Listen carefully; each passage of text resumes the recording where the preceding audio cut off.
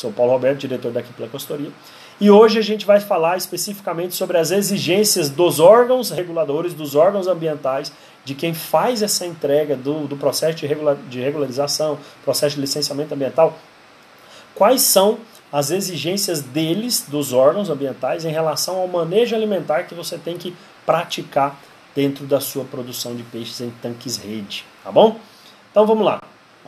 Manejo alimentar. A gente até já teve um curso online em dezembro, especificamente falando de manejo alimentar na prática, né? Quem participou ganhou, quem não participou vai ter a oportunidade de participar numa próxima turma que a gente abrir. Manejo alimentar é um ponto especial, né? Na minha humilde opinião, é um ponto que a gente não deve passar batido em nenhum momento, principalmente nessas atuais situações que a gente está vivendo, né? O preço da ração aumentou bastante do ano passado para cá. Então, se você não sabe fazer o seu manejo alimentar adequado, você dificilmente vai ter fôlego para continuar na produção de peixes. Olha só, seja ele em qualquer tipo de sistema, e aqui a gente está falando especificamente da produção de peixes em tanques-rede, em águas da União, da produção regularizada, esse ponto, na minha opinião, ele pode ser o marco decisório, né, do sucesso ou insucesso da sua piscicultura. Sabe por que eu falo isso? Porque simplesmente a ração ela representa o quê? Até 75% do seu custo de produção. Ele vem da ração.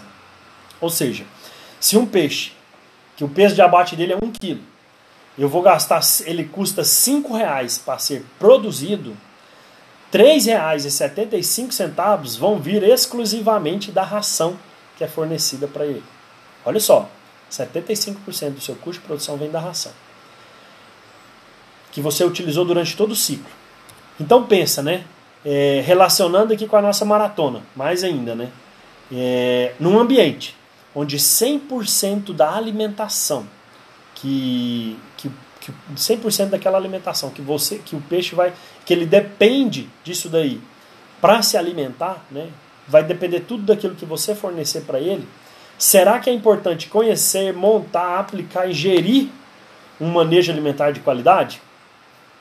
A resposta fica aí a cargo de vocês. No ambiente, tanque-rede, a gente já falou disso aqui em outras fish classes aqui agora, né? O peixe depende 100% da ração que você oferece para ele. Não tem como ele sair correndo atrás de alimento natural. Ele está ali, confinado, no ambiente fechado, no ambiente recluso, né? No ambiente de alta densidade. Ele só come se você jogar ração para ele. Será que é importante? E você sabendo disso, e você sabendo que 75% do seu custo de produção ele vem da ração, será que vale a pena você ter uma atenção específica para esse ponto, né? Manejo alimentar? Eu acho que a resposta ela é bem clara, né? E tem que ter essa atenção, essa super atenção em relação a isso.